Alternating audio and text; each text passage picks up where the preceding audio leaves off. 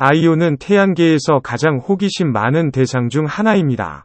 주피터의 큰 위성 가운데 가장 안쪽에 위치하며 화산, 오로라, 유황 대기 등을 포함하여 이전에 본 적이 없는 많은 특징을 갖고 있습니다. 함께 우리는 이오의 지옥 같은 세계에 대해 알고자 하는 모든 것을 다룰 것입니다. 아이오의 배경을 조금 더 알아보겠습니다. 우리는 지금까지 알려진 주피터의 의성이 79개가 있습니다.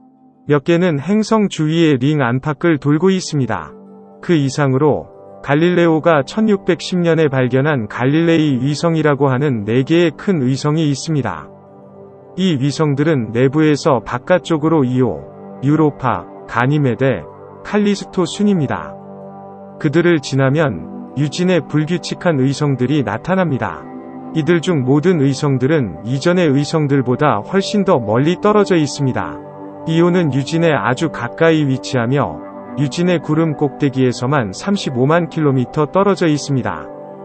이는 이오의 표면에서 보면 우리 달보다 하늘에서 유진이 39배나 더 크게 보인다는 것을 의미합니다. 이오는 우리 달의 월권과 비교하면 단 42.5시간 만에 유진을 한 바퀴 돕니다. 이오의 궤도는 실제로 다른 갈릴레오 위성들 중 2개의 위성과 동기화되어 있습니다. 이오는 유럽의 궤도 한 바퀴당 2번, 간메데의 궤도 한 바퀴당 4번을 돕니다. 이를 궤도 공명, 오비탈 레저넌스 이라고 부릅니다.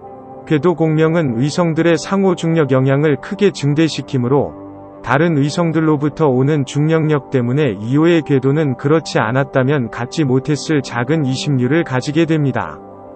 이는 아마도 모든 지질 활동에 대한 주요 여론일 것입니다. 왜냐하면 유진의 중력이 이오를 끌어당기고 당기기 때문에 조수열화가 일어납니다. 이오의 궤도 중 일부 지점에서는 조수 돌출물이 100m에 달할 것으로 추정됩니다. 이 현상은 지구에서 볼 수 있는 것과 유사합니다. 지구에서는 월이 영향으로 인해 바다의 조수는 변동이 생기지만 이 효과는 상대적으로 작아서 조수의 변화폭은 일반적으로 낮이 약 2m 정도입니다. 아이오는 태양계에서 가장 큰 행성인 주피터와 다른 큰 의성들과의 가까운 거리 때문에 우리가 지구의 달에게 받는 조수임에 비해 300% 더 큰 조수임을 받습니다. 그리고 이 시스템 내의 다른 큰 의성들이 아이오의 궤도가 덜 편심되도록 허용하지 않기 때문에 아이오는 잠시 안식을 취할 수 없습니다. 아이오의 하루는 주기적으로 발생하는 궤도 회전과 같으며 이것은 아이오가 주피터에 대해 조수 잠금 상태임을 의미합니다. 우리가 지구에서 달의 한 면만 볼 수 있는 것과 마찬가지로 주피터에서는 아이오의 한 면만을 볼 수 있습니다. 아이오는 꽤 큰 의성입니다. 하지만 가리의 달 4가지 중 2번째로 작은 크기입니다. 지구의 달과 비슷한 크기이며 비슷한 밀도를 가지므로 중력도 유사합니다. 놀랍게도 아이오는 태양계 내 다른 의성들 중에서 가장 높은 밀도를 가지고 있으며 이는 그 많은 독특한 특징 중 하나입니다. 또 하나는 주변에 주로 실리케이트 바위와 철이 구성되어 있으며 지구와 우리의 달과 비교하면 태양계 내의 대부분의 다른 큰 달들과는 다르게 물, 얼음과 실리케이트로 구성되어 있다는 것, 그리고 이오의 경우 알려진 체외에 아주 적은 양의 물을 가지고 있다는 것이다. 그것의 코어는 아마도 철 또는 이산화철으로 구성되어 있을 것이며 실리케이트로 가득 찬 암석과 피라미드로 둘러싸여 있을 것이다. 그 코어는 콤팩티셔 되지 않는다고 생각되지만 달 주위에 자기권이 감지되지 않았다. 그 암석은 그것의 표면에 가까워질 때까지 액체로 생각되며 적어도 50km 두께가 있다. 여기가 이오의 모든 화산화가 기인하는 곳이며 1970년대 전까지 우리는 이오에 대해 아무것도 잘 모르곤 했지만 초소가 달이 물이 없고 그것 표면에는 유황이 있을 가능성이 있다는 점을 알아냈다. 이오를 자세히 보는 첫 번째 임무가 파일럿 11이었지만 그 품질은 여전히 그다지 좋지 못했다.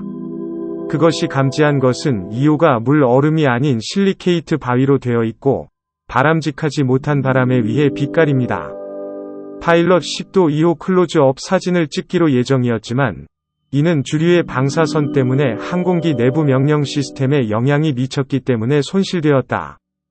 파일럿 12 경험한 방사능은 지구 주위의 최대 방사능보다 10,000배 강하기 때문에 1979년에 보이저 I 및 이 임무가 주류로 날아갔다. 파격이는 작은 2만 킬로미터 거리에서 이오의 표면에 인상적인 클로즈업 사진을 찍을 수 있었습니다. 그것이 보여준 것은 놀라운 풍경이었고, 그것은 활기찬 색과 충격 크레이터에 전혀 없는 것을 보여주었다. 그것은 에베레스트보다 높은 산을 발견했으며 수십 km 큰 화산 동굴과 잔차 활성화의 모습이 보여졌다. 그러나 가장 주목할 만한 것은 표면에서 나오는 플루메의 존재였습니다. 이는 이오가 화산 활동 중임을 증명하며, 이는 지구를 넘어서서 시각적으로 확인된 유일한 장소입니다. 보이저 I는 또한 이오의 표면이 다양한 황프로스트로 덮여 있다는 것을 확인했습니다. 이것이 이오에 많은 화려한 색을 제공하는 것입니다. 이 황화합물들이 대기를 지배하는 것으로 밝혀졌습니다. 보이저 2도 1979년 7월에 이오를 관측했지만 100만 km 이상 떨어져 있었으며 3월에 보이저 I가 관측한 9개 중 7개의 플루메를 여전히 관측했습니다. 이는 그 화산이 4개월 동안 활동을 유지했음을 의미합니다. 갈릴레오 탐사선은 1995년 주피터에 도착했지만 이오만을 연구하도록 특별히 설계된 것은 아니었습니다. 그러나 이는 이오의 표면에 대해 현재 가지고 있는 가장 고해상도 이미지 중 일부를 얻을 수 있었습니다. 안타깝게도 갈릴레오는 몇 가지 기계적 결함 때문에 완전히 작동하지 않았기 때문에 더 나은 이미지를 얻을 수 있었을 것입니다. 그러나 그것이 볼 수 있었던 것은 많은 화산으로부터의 연기였으며, 화산이 황과 실리케이트 매그마를 분출하고 있다는 것을 확인할 수 있었습니다. 지구와 비슷하지만 아이오 위 마그마는 마그네슘도 풍부합니다. 아이오 위 표면은 놀랍도록 다채롭습니다.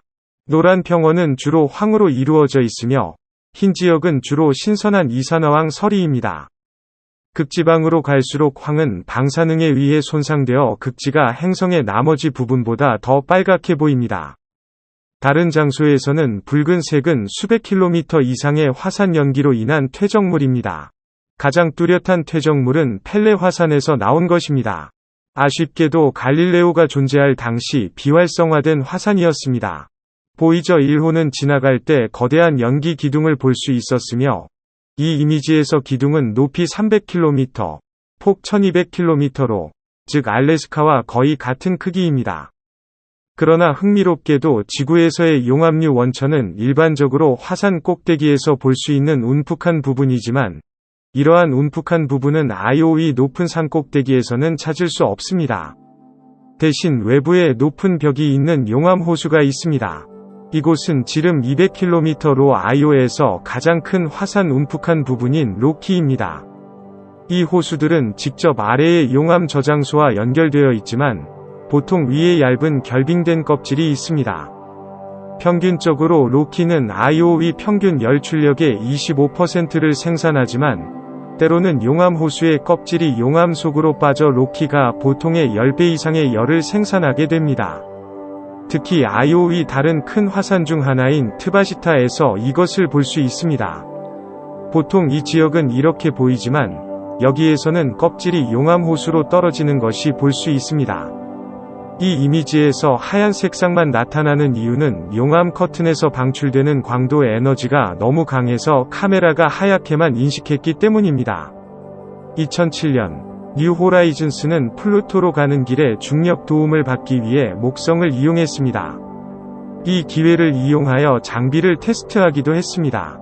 뉴 호라이즌스는 그것의 비행 중 아이오의 렌즈를 맞추어 놓았고 그것이 본 것은 놀라운 것이었습니다.